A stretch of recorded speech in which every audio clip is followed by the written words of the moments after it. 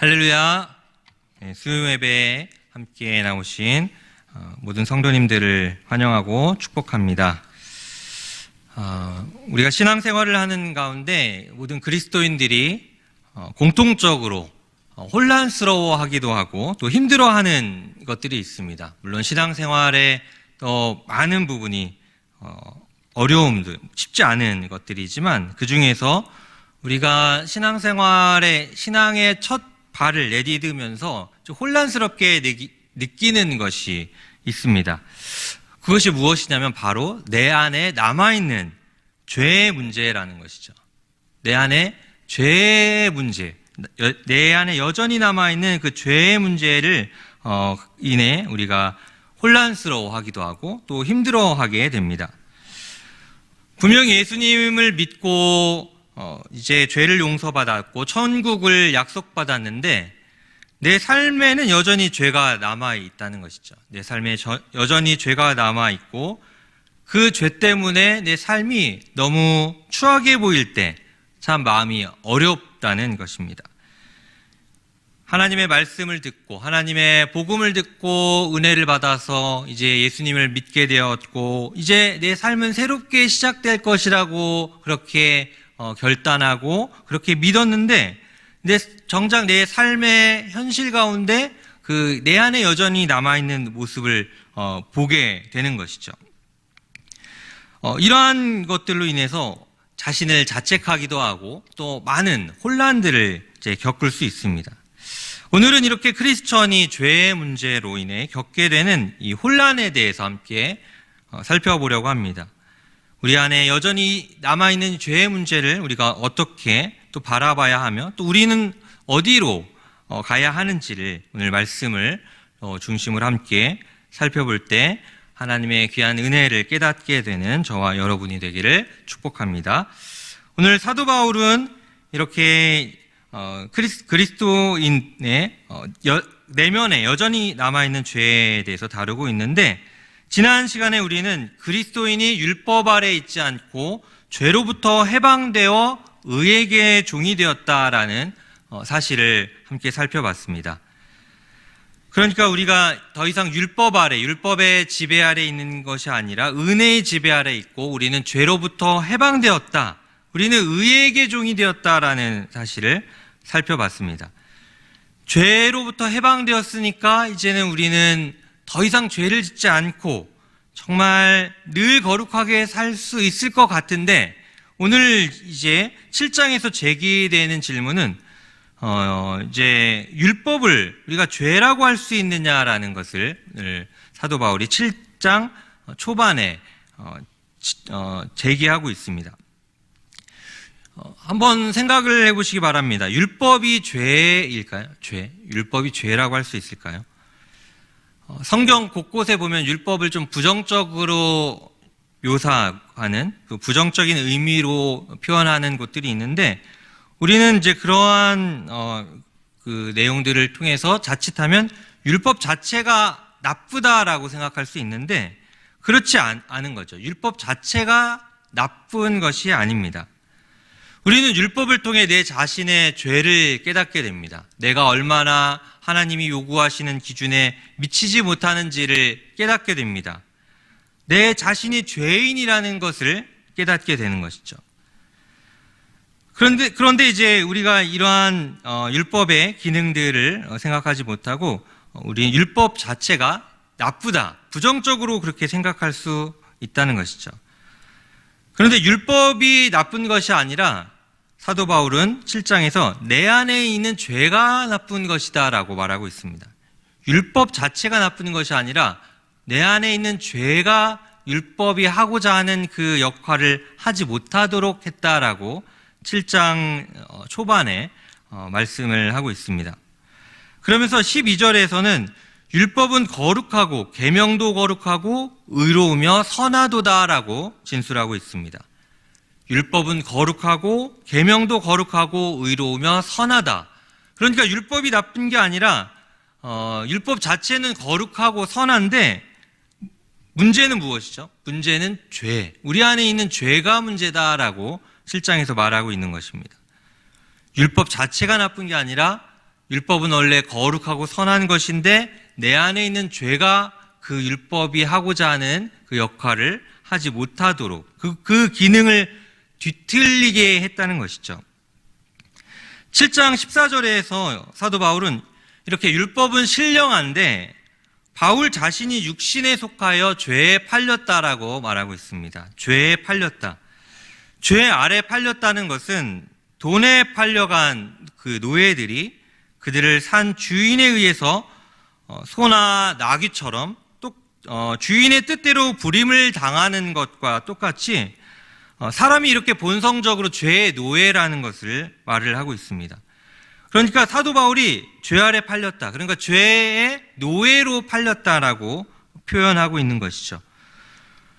물론 이제 우리가 예수님의 은혜로 구원받았고 우리는 이제 예수님의 다스림 아래 있게 되었고 은혜 아래 있게 되었기 때문에 여기서 말하는 건 우리가 지금 예수님을 믿었음에도 불구하고 이렇게 죄가 우리를 절대적으로 지배한다는 것을 말하는 것이 아닙니다.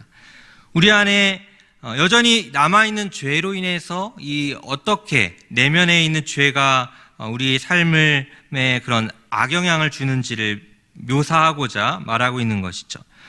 바울 자신이 이렇게 육신에 속하여 죄 아래 팔렸다. 그러니까 죄의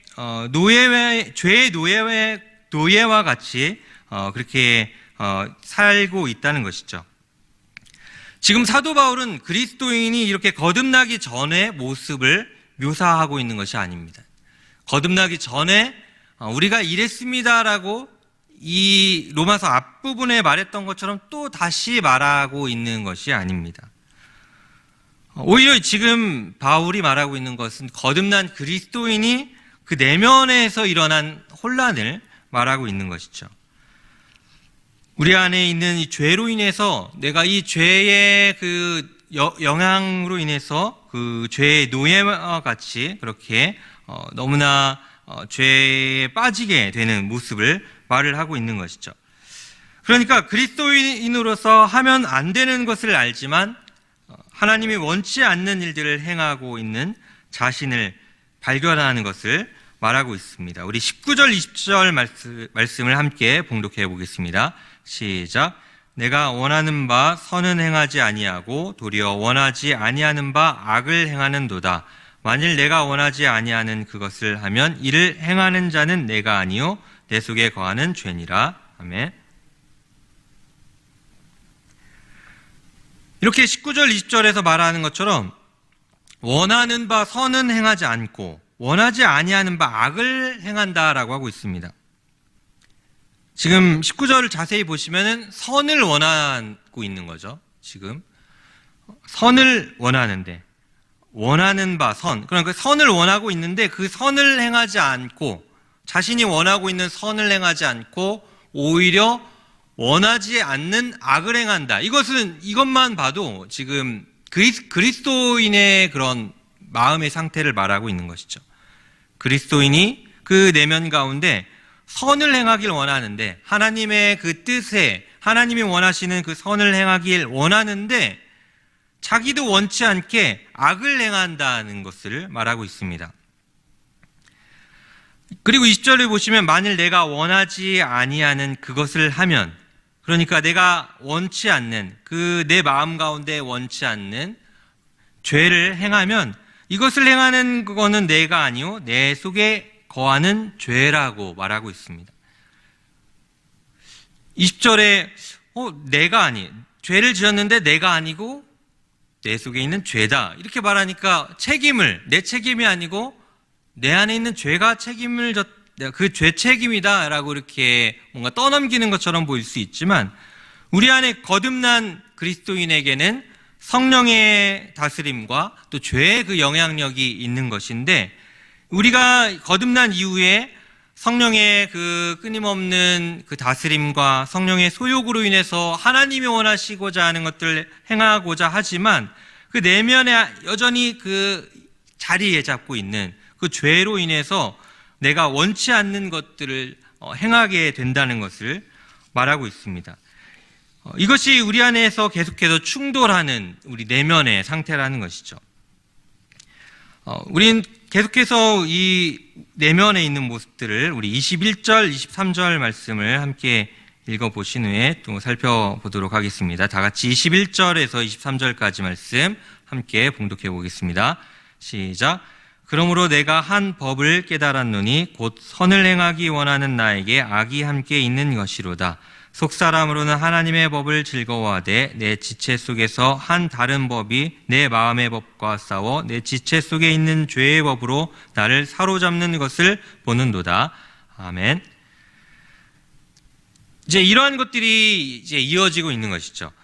그래서 이제 21절에 보시면 한 법을 깨달았다고 말하고 있습니다.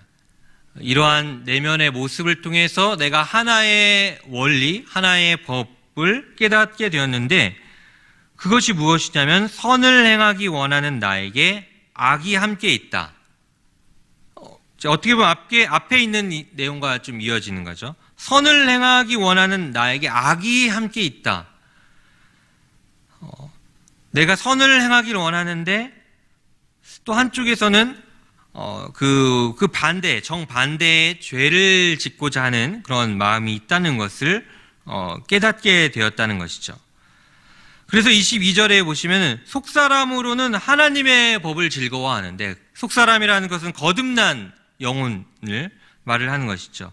내 거듭난 이 영혼은 하나님의 법, 하나님의 율법을 즐거워하고 마치 시편 1편의 기자가 고백했던 것처럼 그 여호와 율법을 날마다 묵상하고 그 말씀을 사모하는 그런 모습과 같이 내 마음에서는 그렇게 하나님의 법을 즐거워하지만 내 지체 속에 또 다른 법이 있는데 이것은 내 마음의 이 법과 싸워서 내 지체 속에 있는 죄의 법으로 나를 사로잡는 것을 발견하게 되었다. 그러니까 내 자신의 내면을 그렇게 세밀하게 관찰해 봤더니 어떤 일들이 내 내면에서 일어나는지 이렇게 깨닫게 되었다는 것이죠.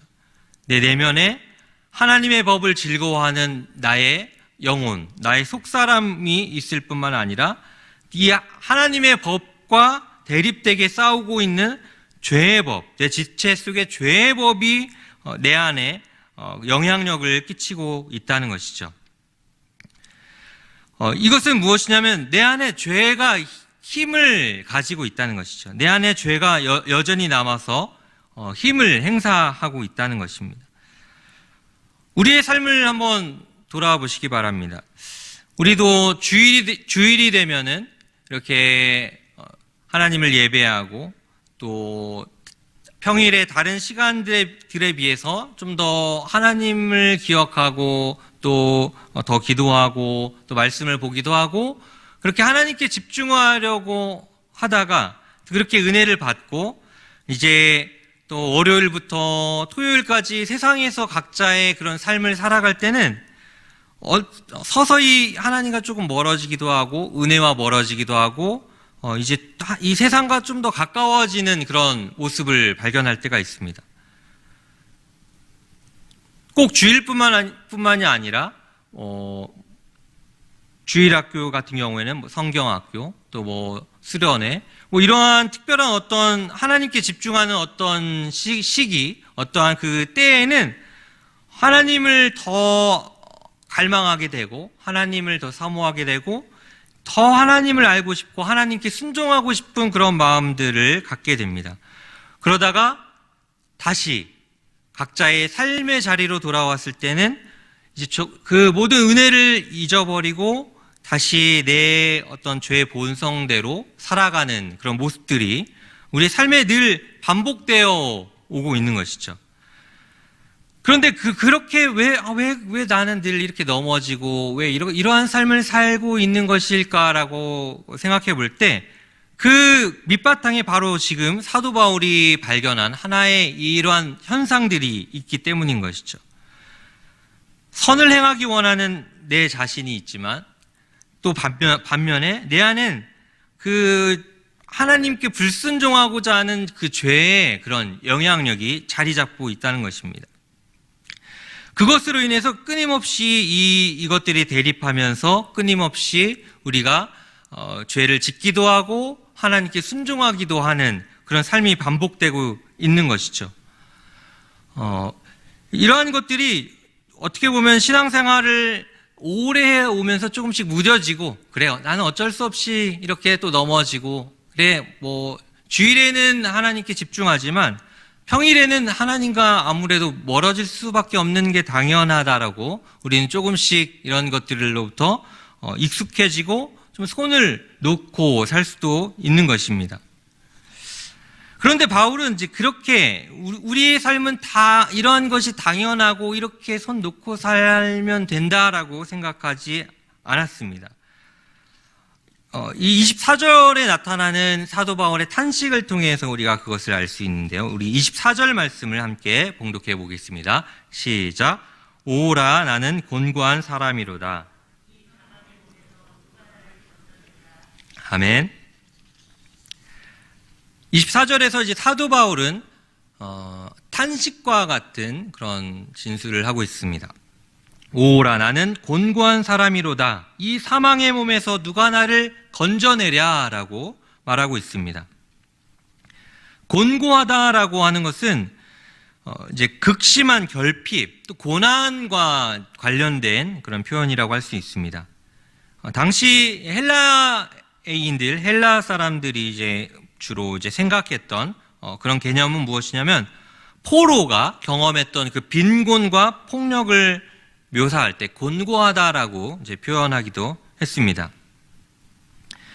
이렇게 뭔가 군사적으로서 패배하고 또 포로 상태에서 느끼는 그런 비참함을 지금 사도 바울이 곤고하다라고 자신의 모습을 이제 표현하고 있는 것이죠.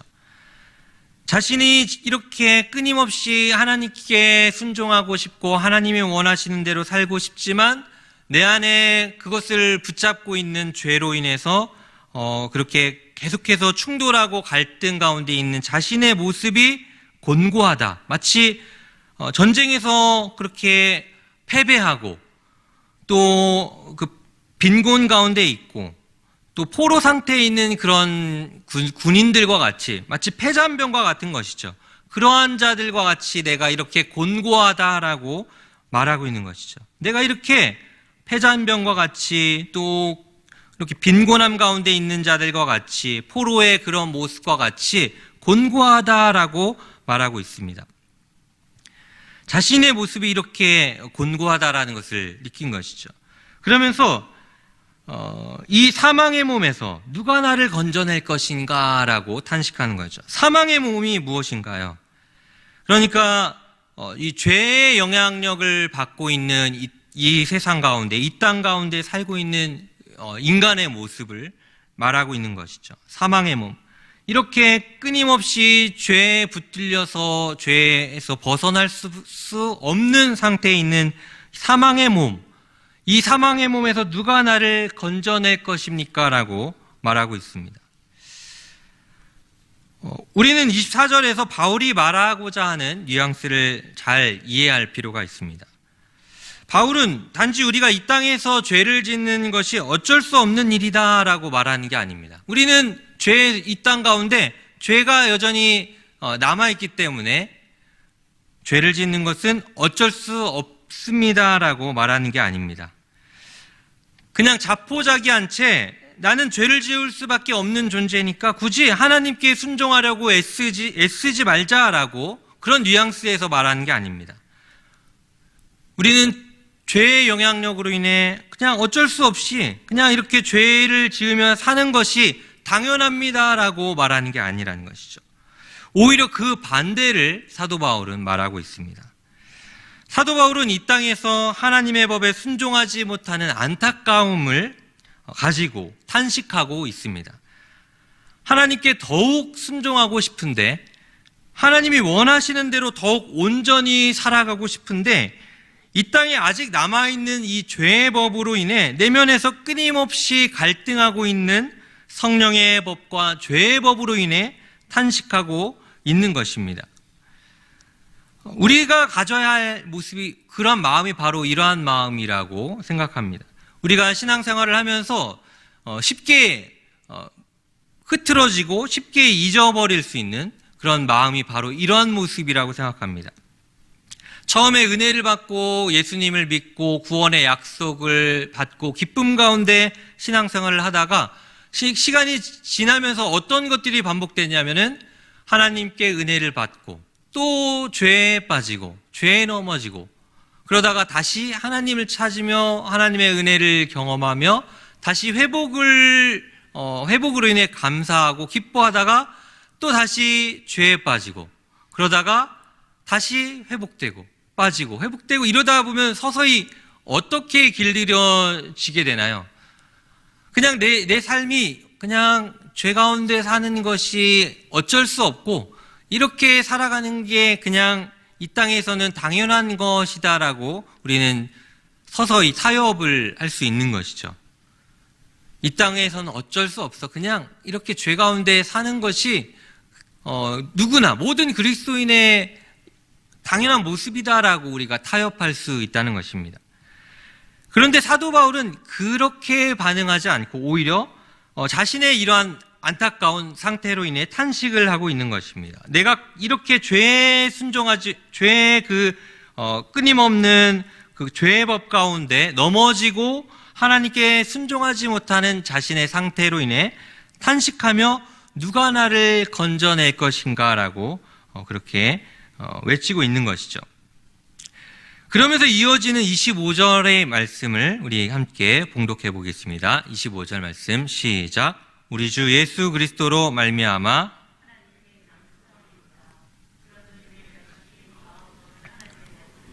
육신으로는 죄의 법을 섬기노라. 아멘. 네, 25절에서는 바로 이어서 24절 하반절에 누가 나를 건져내랴라고 그렇게 탄식하며 물었는데 바로 그에 대한 답을 말을 하고 있는 것이죠. 우리 주 예수 그리스도로 말미암아 하나님께 감사하리로다.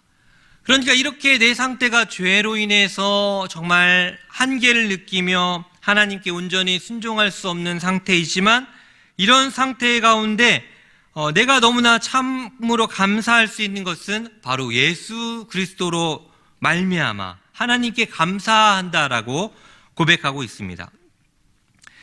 왜 그런가요?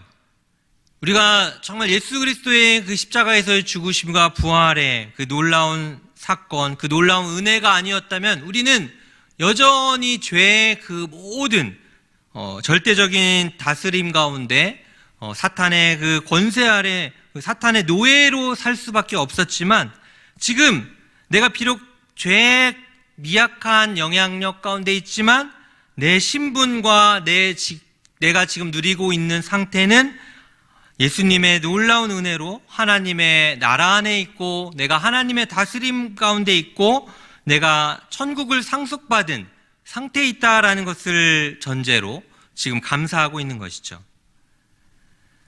그러면서 그런 내 자신이 마음으로는 하나님의 법을 육신으로는 죄의 법을 섬기노라라고 말하고 있습니다.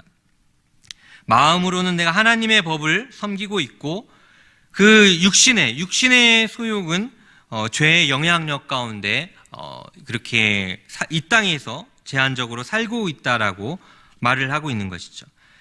이것은 두 주인을 섬기는 모습이 아닌가라고 생각할 수도 있지만 그런 의미라기보다는 이 땅에 놓여져 있는 그리스도인의 현실을 말하고 있는 것이라고 할 수 있습니다.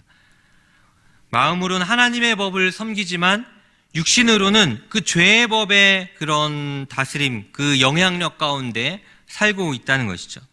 죄의 법을 섬긴다고 해서 마치 신과 같이 섬긴다는 것이 아니라 그 죄의 그 영향력을 받고 있다는 정도일 것입니다. 이렇게 사도 바울은 자신이 이렇게 죄로 인해서 죄의 다스림으로 인해 한계를 느끼고 더욱더 하나님께 순종하지 못하는 상태 가운데 이제 더욱더 예수 그리스도의 필요성을 체감하고 있다는 것을 보여주고 있습니다. 실제로 사도 바울의 생애를 돌아보면 사도 바울의 그 삶 가운데 죄가 여전히 남아있지만 그 죄로 인해서 예수님의 필요성을 더욱더 깊이 체감하며 살아왔습니다. 사도 바울은 끊임없이 그리스도를 의지하였고 날마다 십자가 앞에 나아갔습니다. 날마다 십자가 앞에서 나를 위해 죽으신 예수 그리스도를 바라보며 그 삶을 살아갔던 것이죠. 그러니까 내 안에 있는 죄로 인해서 자포자기하고 이것을 당연한 것이다 라고 생각하는 것이 아니라 오히려 더 현실적으로 내 안에 죄가 남아있는 것은 이 땅에서 우리가 죽기 전까지, 예수님이 이 땅 가운데 재림하시기 전까지 어쩔 수 없는 그런 우리의 인간의 상태이지만, 그것으로 인해 자포자기할 것이 아니라 내가 더욱더 예수 그리스도의 필요성을 느끼며 더욱더 그리스도 앞에 나아갔다라는 것입니다.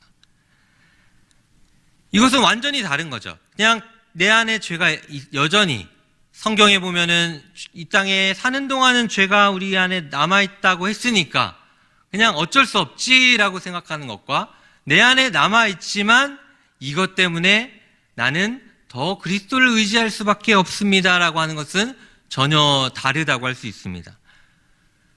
우리가 더욱더 우리의 연약함 때문에 그리스도를 바라보고 그 십자가 앞에 나아가야 한다는 것이죠. 십자가 앞에 나아간다는 게 무엇일까요?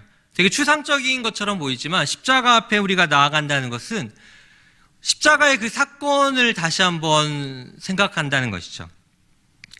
내가 죄인이고 죄로 인해서 하나님의 영원한 진노를 받을 수 없는 존재였지만, 십자가에서 바로 이 비참함에 처해진 이 죄인을 위해서 자신의 모든 삶을 내어 던진 예수 그리스도를 바라보는 것이죠. 다시 한번 생각하며 그 십자가 앞에서 하나님께 또 기도와 또 십자가에서 베푸신 하나님의 은혜와 사랑과 또 죄를 바라보시는 그 하나님의 시선을 다시 한번 깨닫고 경험하는 것이죠. 이렇게 바울이 날마다 십자가 앞에서 그리스도를 경험하며 그리스도를 바라봤던 것입니다. 우리 안에 죄가 여전히 남아있지만 그것은 거룩한 삶을 포기하도록 만들지는 못합니다. 우리 안에 죄가 여전히 남아있지만 그것 때문에 우리는 거룩한 삶을 포기할 수 없습니다. 이렇게 오히려 우리는 더욱 그리스도를 바라보게 한다는 것이죠. 사랑하는 성도 여러분, 삶에 여전히 남아있는 죄로 인해서 마음 아파하고 있지는 않습니까? 자신의 연약함으로 인해서 또 반복되는 자신의 죄로 인한 넘어짐과 무너짐으로 인해서 자신을 자책하고 또 자신을 하나님이 마치 사랑하지 않는 것처럼 때때로 느끼고 있지는 않습니까? 오늘 사도 바울은 우리가 이 땅에서 죄의 법, 죄의 영향력 가운데 있는 것은 어쩔 수 없이 하나님의 섭리 가운데 처해진 우리의 상태라고 말하고 있습니다. 그렇지만 그것이 우리를 자포자기하는 대로 나아가게 하는 것이 아니라 오히려 우리를 구원하신 주 예수 그리스도를 바라보게 한다라고 말하고 있습니다. 사도 바울의 그 삶이, 그 생애를 통해 보여준 것이 바로 이러한 것이었고, 또 예수님께서 우리에게 바라는 것이 바로 이런 것입니다. 왜 하나님은 우리에게 죄를 남겨주셔서 맨날 우리가 죄를 짓도록 하는 것일까라고 생각할 수도 있습니다. 마치 창세기에서 하나님께서 그 많은 장소 중에 가장 그 에덴 동산에 잘 보이는 곳에 그 선악을 알게 하는 나무를 심어두셔서 왜 그렇게 아담과 하와가 선악과를 따먹게 하셨을까라고 우리가 투정을 부리는 것과 같이, 왜 하나님은 예수님 믿고 구원받으면 다 모든 죄 다 사라지고 그냥 온전히 거룩하게만 살게 하시지 왜 꼭 이렇게 죄를 남겨두셔가지고 우리가 죄 때문에 넘어지고 그렇게 씨름하며 살게 하셨을까라고 생각할 수 있지만, 하나님의 이 놀라운 지혜는 우리에게 무엇을 바라시냐면, 우리가 우리 안에 있는 이 남아있는 죄로 인해서 우리의 연약함을 깨달을 뿐만 아니라 그 예수 그리스도의 은혜를 기억하고 예수 그리스도 앞으로 나아가도록 하는 하나님의 놀라운 지혜가 담겨 있다고 할 수 있습니다. 이것이 사람의 생각과 다른 하나님의 지혜인 거죠. 죄는 우리를 넘어뜨리려고 하고 죄 때문에 우리가 하나님을 더 온전히 섬길 수 없을 것 같지만 우리는 끊임없이 예수님을 의지하고 예수님을 바라보는 가운데 이 땅에서 점점점 하나님의 은혜를 더욱더 깊이 깨달아가고 그 모든 성화의 과정을 통해서 더욱더 하나님을 의지하고 예수님을 더욱더 닮아가는 그런 삶이 되는 것이죠. 그래서 우리가 처음 신앙생활을 할 때는 그냥 열정만 넘쳤고 그냥 너무나 그냥 마음만 끌었는데 조금씩 때때로 넘어지기도 하고 그런 가운데 또 말씀을 깨닫고 하나님의 은혜를 경험하고 이러한 신앙의 연륜이 쌓여가면서 우리의 인품도 다듬어지고 또 우리 안에 또 하나님을 향한 사랑의 깊이도 더욱더 깊어지는 것을 경험할 수 있게 되는 것입니다. 그래서 이렇게 오늘 말씀을 통해서 우리의 삶을 한번 돌아보시며 우리를 향하는 그 하나님의 크신 그 사랑을 깨달으시며 또 우리가 이 죄의 문제를 어떻게 바라보고 그 죄의 문제를 어떻게 다뤄야 할지를 다시 한번 깨닫고 우리의 삶을 더욱더 거룩한 삶으로 하나님께 산 제물로 드리는 저와 여러분이 되기를 축복합니다.